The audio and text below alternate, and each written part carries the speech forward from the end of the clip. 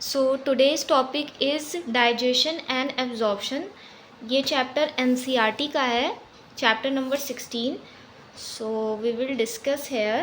So digestion and absorption मतलब chapter से समझते क्या हैं.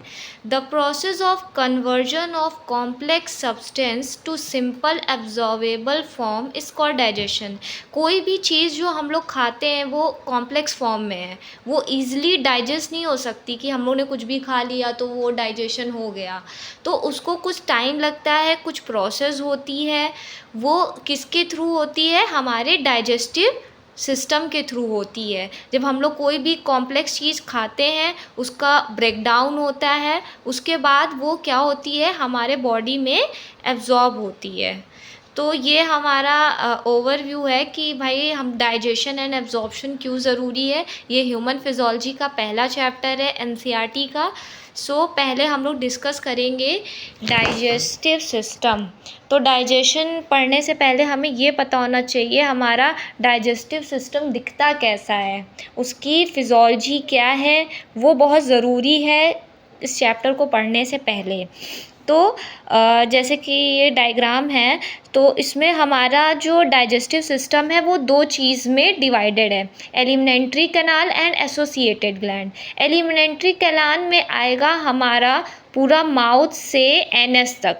इस पूरे लाइन जो गई है ये पूरा हमारा डाइजेस्टिव ट्रैक है, इसको डाइजेस्टिव ट्रैक्ट भी कहते हैं. और इसमें कुछ एसोसिएटेड ग्लैंड हैं जैसे कि parotid gland, submandibular and submaxillary gland, liver हो गया हमारा, गॉल ब्लैडर हो गया, पैंक्रियाज हो गई. ये सब क्या है? एसोसिएटेड ग्लैंड हैं जो हेल्प करते हैं हमारे फूड का ब्रेकडाउन होने में. पहले ये हमारी ओरल कैविटी है.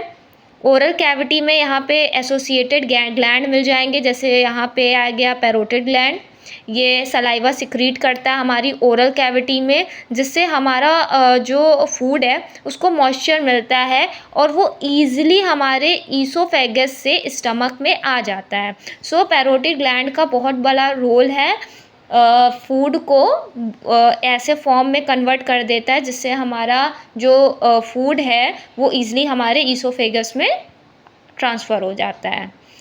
और हमारे टंग के नीचे आ जाएंगे सब मैक्सिलरी एंड सब मैंडिबुलर ग्लैंड, इनका भी अपना रोल है. ईसोफेगस के बाद खाना आता है हमारे स्टमक में. स्टमक से स्टमक आएगा यहाँ हमारा, देन लीवर आएगा, गॉल ब्लैडर आएगा.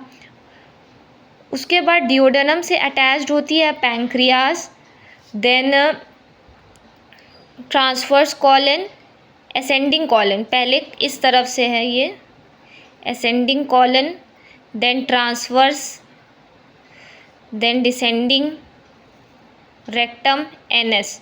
इसके एनएस के थ्रू फूड हमारा जो खाना है सब जो वेस्ट मटेरियल है वो चला जाता है और स्टमक में जो काम की चीज़ें होती हैं वो फूड की एब्जॉर्ब हो जाती हैं, वेस्ट मटेरियल एक्सक्रीट हो जाता है. तो ये हमारा डाइजेस्टिव सिस्टम है पूरा.